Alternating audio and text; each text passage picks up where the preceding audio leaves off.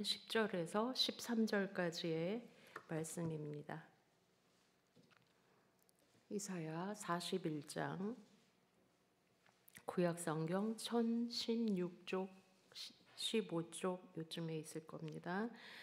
41장 10절에서 13절까지의 말씀입니다. 우리 다 함께 읽겠습니다. 시작. 두려워하지 말라. 내가 너와 함께함이라. 놀라지 말라. 나는 내 하나님이 됨이라. 내가 너를 굳세게 하리라. 참으로 너를 도와주리라. 참으로 나의 의로운 오른손으로 너를 붙들리라. 보라, 내게 노하던 자들이 수치와 욕을 당할 것이요 너와 다투는 자들이 아무것도 아닌 것 같이 될 것이며 멸망할 것이라. 네가 찾아도 너와 싸우던 자들을 만나지 못할 것이요 너를 치는 자들은 아무것도 아닌 것 같고 허무한 것 같이 되리니 이는 나 여호와 너의 하나님이 내 오른손을 붙들고 내게 이르기를 두려워하지 말라. 내가 너를 도우리라 할 것임이라. 아멘. 2025년 새해가 밝은 지도 20일이 넘어가고 있습니다.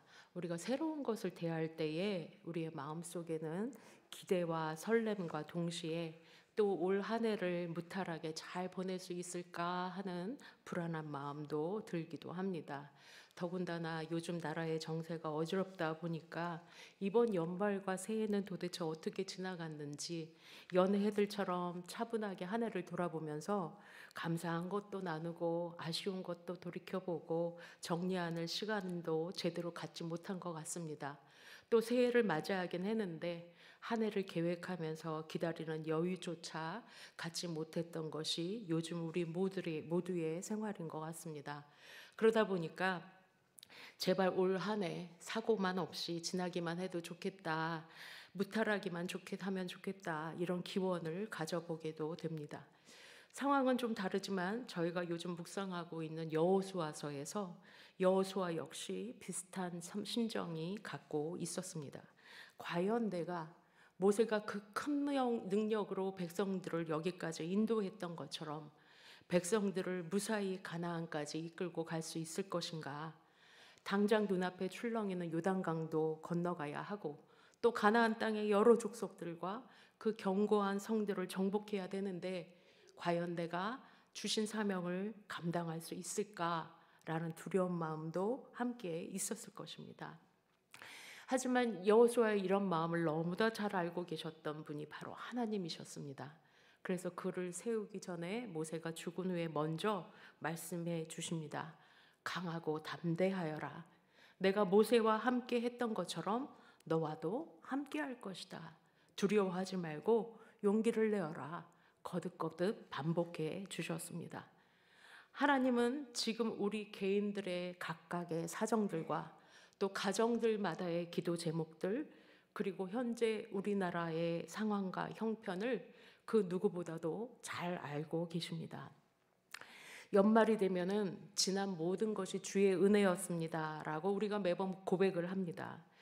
한 해를 지나는 동안은 지지고 볶고 울고 매달리고 했던 시간들도 지나고 보니까 모든 것을 합력해 이루시는 하나님의 손길이었음이 시간이 지나고 나서야 비로소 깨닫게 되는 것들이 있었기 때문입니다. 그러한 믿음의 고백을 이번에는 연말이 아니라 새로운 한 해를 시작하는 이 시점에 좀 땡겨서 쓰면 어떨까 하는 생각입니다. 오늘 지낸 하루가 그리고 다가올 우리의 매일이 하나님의 은혜일 것이 분명하다라는 고백으로 출발을 하는 것입니다. 예배당을 짓고 있는 3명의 석공이 있었습니다. 뜨거운 때학볕 아래서 땀을 흘리면서 돌을 쪼개고 다듬는 일을 하고 있었습니다. 그때 한 노인이 지나가면서 한 사람에게 먼저 묻습니다. 지금 뭐 하고 있는 거요? 첫 번째 석공은 한숨을 푹 내쉬면서 대답합니다. 보면 모릅니까? 돌을 깨고 있지 않습니까? 이 더운데 죽지 못해서 일을 하고 있어. 두 번째 석공에게 이 노인이 묻습니다. 당신은 지금 뭘 하고 있습니까? 목구멍이 포도청이니 살려고 하면 먹고 살아야 하니 이 일을 하는 거죠. 세 번째 사람에게 또 노인이 물었습니다. 당신은 무엇을 하고 있습니까? 저는 지금 예배당을 짓고 있습니다. 제가 다듬고 있는 이 돌이 앞으로 완성될 아름다운 예배당의 한 부분이 될 것입니다. 그것만 생각하면 얼마나 가슴이 뛰고 설레는지 감사한 일이지 않습니까? 똑같은 일상을 살아가면서도 사람들마다의 고백은 다르게 됩니다. 하지만 우리가 오늘을 살아가는 이유는 세상 사람들과는 다릅니다. 똑같이 출근해서 일하고 똑같이 삼시세끼 차려 먹는다고 해도 주의 백성된 우리는 그저 먹고 살기 위해서 일하거나 그저 한 푼이라도 더 벌기 위해서만 일하는 것은 아닙니다. 이것은 우리의 궁극적인 목표가 아닙니다. 자녀를 키우는 부모가 정성껏 아이에게 먹일 음식을 준비해서 또 먹여주고 또 그 똥기저귀를 갈아주면서 죽지 못해 어쩔 수 없이 내가 이걸 하지, 내가 왜 이 짓을 하고 있나, 이런 부모는 아마 하나도 없을 것입니다.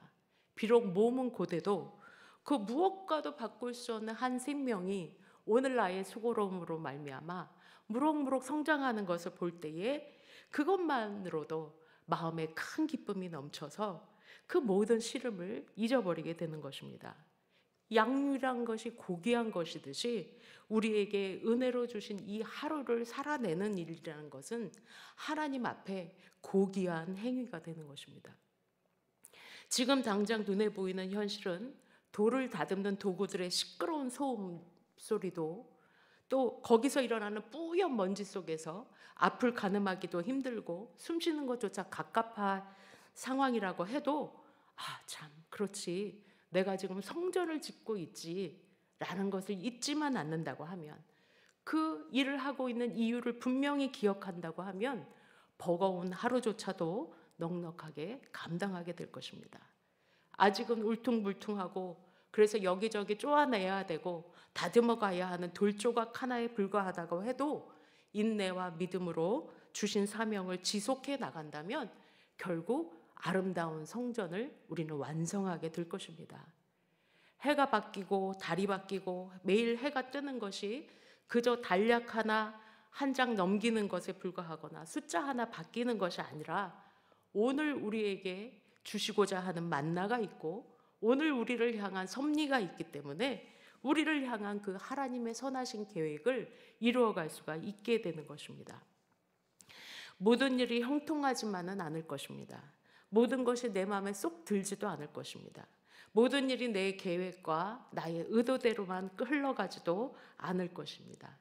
그럼에도 함께 하겠다고 약속하신 하나님의 손을 꼭 붙잡고 걸어갈 수만 있다면 결국 하나님의 뜻을 이루어내고 주의 나라에 다다르게 될 것입니다.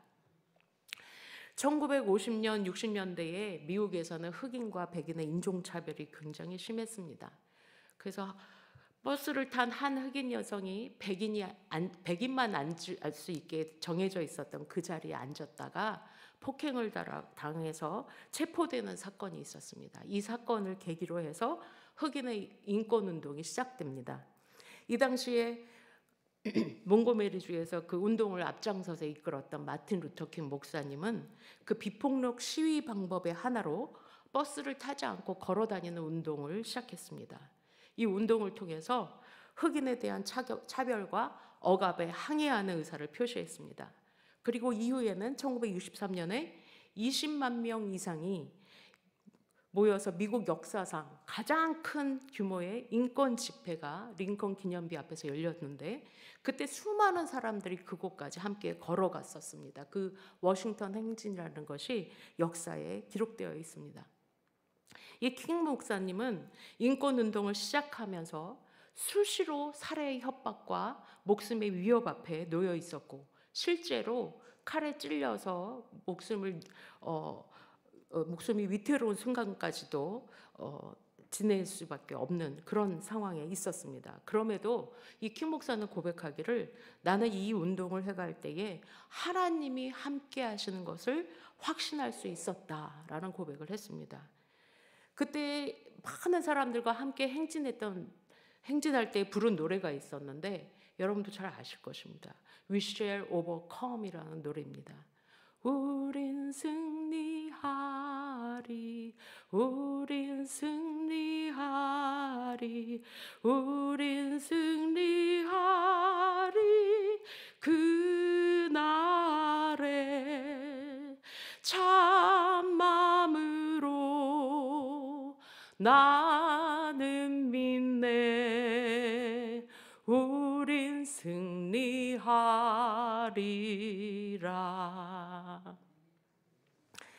진리를 찾아내고 그 진리 안에서 자유를 누린다는 것, 이것은 쉽게 얻어지는 일만은 아닌 것 같습니다. 더구나 이 땅에는 죄악이 가득하기 때문에 어떨 때는 목숨의 위협을 감내해야 할 만큼, 내가 손해를 보고 또 봐야 될 만큼 위험한 일일 수도 있음을 우리는 간과할 수가 없습니다. 그럼에도 우리가 매일매일 걸음을 내디딜 때마다 우리의 노래는 We shall overcome, 반드시 우리는 이길 것이다 라는 승리의 선언 위에서 걸어가야 되는 것이 믿는 자들의 생활이어야 할 것입니다. 왜냐하면 그리스도께서 이미 세상을 이기셨기 때문이며 죽음의 권세까지도 깨뜨리신 분이고 그 승리를 우리에게 주셨기 때문입니다. 지난해보다 올해 우리 육신의 기력은 좀 더 쇠할 것입니다. 그리고 항상 꽃길만 깔리지도 않을 것입니다. 나라의 정치나 사회나 경제 등의 상황이 하루아침에 우리가 기대하는 만큼 좋아지기도 어려울 수 있습니다. 그럼에도 우리는 계속 기도하고 선을 추구하면서 행동하면서 승리를 외치면서 나아갈 수 있어야 됩니다. 우리의 싸움은 그리스도를 통해서 이미 이겨놓고 하는 싸움입니다. 이 모든 과정에 모든 것을 보고 아시는 하나님께서 함께해 주실 것입니다. 저는 좀 게으른 편이어서 정말 중요한 일이 아니면 죽자 살자 덤비는 일이 별로 없는 것 같습니다. 흐르는 대로 흘러가는 편인 것 같습니다. 그런데 제가 아이고 하고 가끔 회개할 때가 있는데 행악하는 자들을 보면은 정말 부지런합니다. 잠시도 쉬지 않고요. 자신의 욕망을 이루기 위해서라면 잠도 안 자고 열심을 냅니다. 눈에 불을 켜고 살피고 수단 방법도 가리지 않습니다. 그런 모습을 볼 때에 저는 경각심이 입니다. 악한 일을 위해서도 저렇게 동분서주 뛰는데 주님의 나라를 위한다고 하는 나는 뭐 하고 있나. 그저 그래 너도 옳고 너도 일리가 있어. 좋은 게 좋은 거지. 싸우지 말고 사이좋게 지내자 라는 식으로 두 손을 놓고 있는 건 아닌가. 정말 선한 편에 나는 서고 있는 것인가. 세상의 죄악을 향한 그리스도의 대속의 죽으심은 엄청나게 적극적인 행위였습니다. 신이 인간이 되신 파격적인 행동이셨습니다. 사람을 살리기 위한 그분의 사랑은 죽음보다도 강한 것이었습니다. 우리의 오늘은 어제와 똑같은 날이 아닙니다. 이 하루를 통해서 하나님께서 이루시기 원하는 것이 분명히 있습니다. 그것을 감당해 나가는 것이 우리의 사명이라고 하는데, 그래서 우리는 이 사명을 죽지 못해서 마지 못해서 한다거나 매일매일을 그런저런 많은 날 중에 하나로 치부해서는 안 될 것입니다. 그리스도께서 주신 승리의 약속을 붙들고 끝내 약속을 성취하시는 그 하나님께서 작정하신 모든 것을 우리의 삶을 통해 이루실 것이라는 것을 믿음으로 한 걸음 한 걸음을 담대하게 내디뎌야 될 것입니다. 그 크고 견고한 성 여리고를 6일 동안 침묵하며 매일 한 바퀴씩 돌 때에 이스라엘 백성들은 무슨 생각을 했을까? 이런 생각을 해봤습니다. 간혹 어떤 사람은 하나님이 하라고 하시니까 돌고 있긴 한데 하루, 이틀, 사흘이 지나도 성에는 아무런 변화도 없고 성벽에 조금씩 금이라도 간다거나 아니면 성 안의 사람들이 동요를 해서 심리전 효과라도 있다거나 어떤 징조가 보이는 것도 아닌데 오히려 성 안에서는 더 철저하게 무장을 하고 있을 것이고 공격 준비를 갖출 것이고 장기전이 될지 모르니 음식과 물도 더 저장하고, 그런데 우리는 매일매일 걷기만 해서 무슨 변화가 일어날까? 이게 도대체 무슨 소용일까? 하는 마음은 추워도 안 들었을까? 성 안의 사람들이 내려다보면서 어라? 한 바퀴 돌더니 그냥 가네? 그 다음 날도 내려다보면서 또 가? 쟤네들 뭐 하는 거야? 조롱과 야유를 하진 않았을까? 그 소리가 백성들의 귀에 들리진 않았을까? 하지만 결국 우리는 결말을 압니다. 이들은 승리했습니다. 비결은 끝까지 하나님의 말씀을 행했기 때문입니다. 만약 6일까지 돌고는 아이고 안 돼, 이거 아무 의미도 없는 짓이야, 돌아가자 했다라고 하면 어떻게 됐을까? 그나마 하나님이 미리 7일째 무너질 것이다 여호수아에게 말씀하셨으니 다행이지, 그래서 참았지. 근데 우리의 삶에 있어서는 보통의 상황에 하나님이 정확한 시기와 때를 알려주는 일은 사실 그렇게 많지 않은 것 같습니다. 6일째까지도 보여주시지 않을 때가 있습니다. 하지만 우리는 꼭 기억해야 됩니다. 반드시 그 날은 옵니다. 그날이 언제인지는 몰라도 하나님의 정확한 때가 있습니다.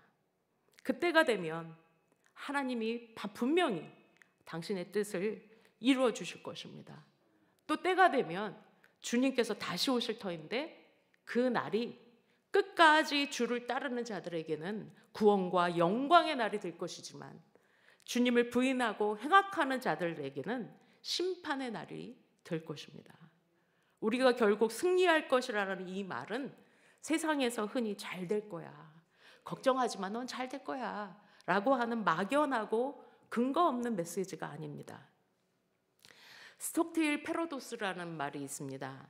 이 의미는 냉혹한 현실을 냉정하게 받아들이면서도 다른 한편으로는 최종 승리에 대한 흔들림 없는 믿음을 가지고 이 현실을 이겨내는 이중성이다, 이렇게 풀이하고 있어요. 이 말이 어떻게 해서 생겨나게 되냐면 베트남 전쟁 때에 하노이 힐턴이라는 곳의 전쟁 포로 수용소에 미군 장교가 갇혀 있었어요. 거기서 8년이나 지내게 됐는데 수용소 독방에 갇혀 지내면서 20여 차례의 고문을 받았다고 합니다. 그래서 과연 내가 이곳에서 살아남아갈 수 있을까? 그래서 가족들의 얼굴을 다시 볼 수는 있을까? 하는 아무런 보장이 없는 상태에서 견뎌내고 있는 그 가운데에서 어떻게 해서 이 수용소 내에 통솔 책임을 맡게 되었어요. 그러면서 그 가운데 이 사람은 자신을 체포한 사람들과 또 포로들을 이용해서 자기 자신들의 이념을 선전하는 도구로 이용하는 그런 시도에 열심히 맞서기도 했습니다. 그리고 가능한 많은 포로가 살아남을 수 있는 조건을 만들려고 노력했다고 합니다. 그래서 이 사람은 결국 살아나오게 됩니다. 그리고 석방돼서 고향으로 돌아와서 명예 훈장을 받고 삼성 장군에 이르게 됩니다. 짐 콜린스라는 사람이 이 사람을 인터뷰했습니다. 이렇게 묻습니다. 당신은 실제로 그 포로 수용소에서 지내면서 그 이야기의 끝이 어떻게 될지 알지 못하는 상태인데 어떻게 그 상황들을 견뎌냈습니까? 이에 대해 답을 이렇게 말합니다. 나는 이야기의 끝에 대한 믿음을 잃은 적이 없습니다. 나는 거기서 풀려날 거라는 희망을 추워도 의심한 적이 없거니와 한 걸음 더 나아가 결국 성공해서 그 경험을 다시 돌이켜보아도 바꾸지 않을 내 생애의 전기로 전환시키고 말겠다고 굳게 다짐하곤 했습니다. 근데 여기까지는 우리가 사실 어느 정도 예상할 수 있는 답변입니다. 그 다음 질문을 또 합니다. 그럼 결국 견뎌내지 못한 사람들은 어떤 사람들이었습니까? 이렇게 묻자 스톡데일이 대답합니다. 낙관주의자들입니다. 약간 의외의 대답 아닙니까? 크리스마스 때까지 나는 나갈 수 있을 거야 하던 사람들입니다. 그러다가 크리스마스가 지나면 부활절이 되면 나갈 거야. 그 다음은 추수감사절, 그리고 또 크리스마스를 기대합니다. 그러다가도 그 원이 이루어지지 않을 때 너무나 상심해서 결국 죽고 마는 것을 너무 많이 봤습니다. 우리가 믿는 신앙은 이렇게 대책 없고 확실한 보장이 없는 약속이 아닙니다. 결국에는 성공할 거라는 믿음, 결코 실패할 리가 없다라는 이 믿음과 또 눈에 닥친 현실 속의 가장 냉혹한 현실을 직시하는 것, 이 두 가지는 서로 반대의 이야기라든가 대적하는 지점에 있지 않습니다. 모순되는 것이 아닙니다. 이 두 가지를 먼저 우리가 수용할 수 있을 때 믿음의 성장은 거기서부터 이루어진다라는 것이 이 스톡데일 패러독스의 의미와 맞닿아 있습니다. 현실의 문제들을 외면하거나 회피하지 않고 그냥 막연한 기대에 세상에서 말하는 그것에 가치와 소망을 둘 때에 우리는 절망하고 낙심할 수밖에 없지만, 내게 주어진 자리에서 적극적으로 선을 지키고 선을 위해 싸우고 그 가운데 일하시는 하나님의 역사를 분별하면서도 다가올 영광의 그날에 대한 믿음을 확신하는 것, 이 두 가지를 우리가 함께 가지고 가야 되는 것입니다.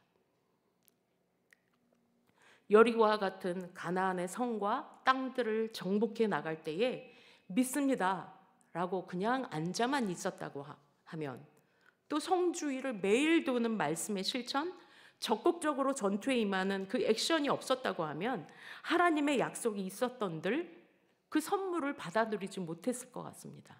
이스라엘 백성들은 그 땅을 한 평도 차지하지 못했을지 모릅니다. 하나님은 하나님의 일을 지금도 하고 계십니다. 하지만 우리에게 주신 일은 우리가 해야 되고 우리에게 책임을 맡겨 주신 것입니다. 이 책임을 감당할 때에 그저 잘 될 거야 라는 막연한 대책 없는 낙관론이 아니라, 우리에게는 세상을 이긴 승리의 약속이, 그 말씀이 바로 근거가 되어지는 것입니다. 내가 너희와 함께 있겠다, 나가라, 너희 손에 이 성을 붙였다 말씀하시는 하나님의 약속을 붙들고 가는 것입니다. 현실은 그렇게 살아간다고 하면, 또 한편으로는 성도는 현실의 엄중함을 직시하는 가운데 나의 책임을 다하는 한편 먼 곳을 향한 시선도 놓쳐서는 안 됩니다. 사람의 눈과 가장 비슷한 동물로 동물학자들이 사자를 뽑는다라는 글을 읽은 적이 있습니다. 초식 동물들은 바로 발 앞에 풀만 보고 뜯어먹고 있는데 열중합니다. 포식자가 저 멀리서 자기들을 향해서 달려오고 있는데도 그 가까이 올 때까지 요 앞에 풀을 다 뜯어먹으면 또 바로 그 앞에 풀을 뜯어먹고 또 그 앞에 풀을 뜯고만 있지, 빨리 눈치채지를 못하고 있다가 잡아먹힌다는 것입니다. 반면 사냥을 해서 먹이를 얻는 이 사자는 항상 먼 곳을 응시하면서 내 먹잇감이 어디 있는지를 두루 살핀다라는 것입니다. 사람은 이렇게 살아갈 수가 있습니다. 믿음의 사람 역시 당장 눈앞에 보이는 것을 따르는 것이 아니라 멀리 있는 것을 볼 수 있는 사람들입니다. 만약 우리의 삶이 이 생으로 끝나는 것이라면 불교에서 말하듯 인생은 고해요, 업이 가득한 곳으로밖에 해석되지 않을 것입니다. 하지만 믿음의 사람은 죽음 너머의 부활을 믿는 사람들입니다. 영생을 지금부터 경험하고 있는 사람들입니다. 초대 교인들이나 주의 사도들이 수많은 환난과 핍박 속에서도 믿음을 지킬 수 있었던 것은 다시 오실 주님에 대한 확신, 믿음이었습니다. 마라나타, 주 예수여 어서 오시옵소서. 이 걸음이 끝나는 날 결국 우리는 승리할 것이다, 구원받을 것이다, 하나님의 나라에 이를 것이다, 승리의 기쁨을 누릴 것이다 라고 하는 믿음 때문에 그 어떤 어려운 가운데에서도 이겨나갈 수 있었던 것입니다. 우리는 열심히 뛰되 바로 발 앞에만 볼 것이 아니라 시선을 멀리하여 저 영광의 나라를 목표로 하면서 뛰어갈 수 있어야겠습니다. 우리가 쓰러지면 주께서 우리를 들쳐 업고서라도 끝내 이기게 할 것입니다. 사랑하는 자야 일어나 나와 함께 가자. 주님의 이 초청은 저 먼 나라를 가자라는 것에만 이루어지는 일이 아니라 오늘, 내일, 매일매일의 하루하루를 주님과 함께 걷는다고 하면 결국 그 나라에 이룰 것을 말씀하시는 것입니다. 어떤 바다도, 어떤 장애물도, 어떠한 큰 산도 하나님의 손을 잡고 있으면 능히 넘어갈 수 있다라는 말씀일 것입니다. 그래서 우리는 연말에 가서야 모든 것이 주님의 은혜였습니다 하는 것도 귀한 고백이지만, 이 연초를 맞아서 매일매일 두려워 말아라, 내가 오늘도 내일도 너와 함께 하겠다 말씀하시는 주님으로 인해서 매일의 은혜를 고백하며 올 한 해를 지내실 수 있기를 간절히 소원합니다. 기도드리시겠습니다.